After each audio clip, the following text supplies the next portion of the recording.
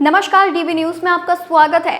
बांग्लादेश में छिड़े संग्राम के बाद देश में हर तरफ उथल पुथल मची हुई थी, जिसके बाद अब देश में अंतरिम सरकार बनाई गई है, जिसकी कमान नोबेल पुरस्कार से सम्मानित मोहम्मद यूनुस ने संभाली है। उन्होंने गुरुवार को प्रधानमंत्री पद की शपथ ली। राजधानी ढाका में राष्ट्रपति के सरकारी आवास में शपथ ग्रहण समारोह हुआ है। पीएम यूनुस के साथ साथ 16 और सहयोगियों ने भी शपथ ली है, जिसमें 2 महिलाओं और 2 हिंदुओं को भी शामिल किया गया है। जैसे ही मोहम्मद यूनुस ने प्रधानमंत्री पद की शपथ ली, वैसे ही कुछ ऐसा हुआ जो उन्होंने सोचा भी नहीं होगा।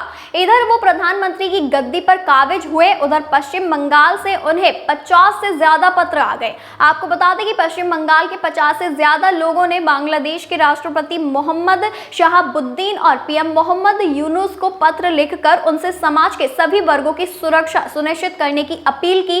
दरअसल पिछले दिनों देश में आंदोलन के चलते हालात काफी ज्यादा खराब हो गए थे, जिस दौरान हिंदू लोगों के घर भी तोड़े गए, लूटपाट की गई और आग तक लगा दी गई। देश में कई पुलिस थानों में आग लगाई गई और व्यवस्था बिल्कुल चरमरा गई थी, जिसके चलते ही पत्र में कहा गया, वैसे तो बांग्लादेश के लोग तय करेंगे कि देश में किस तरह का राजनीतिक और प्रशासनिक नेतृत्व आएगा, लेकिन हम प्रशासन और बांग्लादेश के आम लोगों, खासकर छात्र जो आरक्षण विरोधी और भेदभाव विरोधी आंदोलन के जरिए ये बदलाव लेकर आए हैं, उनसे अपील करते हैं कि वे अपने बांग्लादेशी नागरिक की सुरक्षा सुनिश्चित करें, चाहे उसका धर्म, राजनीतिक संबंध और पेशा कुछ भी हो। इस पत्र में आगे कहा गया है कि बांग्लादेश में जिस तरह के हालात हैं और जो कुछ हुआ है, हम उससे काफी चिंतित हैं।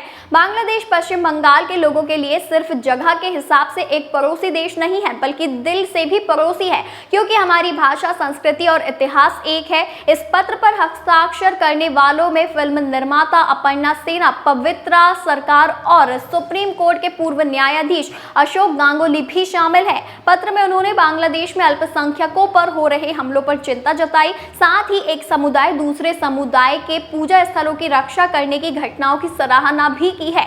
इन जानी मानी हस्तियों ने कहा है कि उन्होंने ये पत्र इसलिए लिखा है क्योंकि देश में उथल पुथल मची हुई है और उनमें से कई लोगों को बिगड़ते हालात के बारे में दुनिया भर से बांग्लादेशी लोगों के फोन आ रहे हैं। हालांकि इस पत्र की एक कॉपी कोलकाता में मौजूद बांग्लादेश के डिप्टी हाई कमीशन को भी भेजी गई है।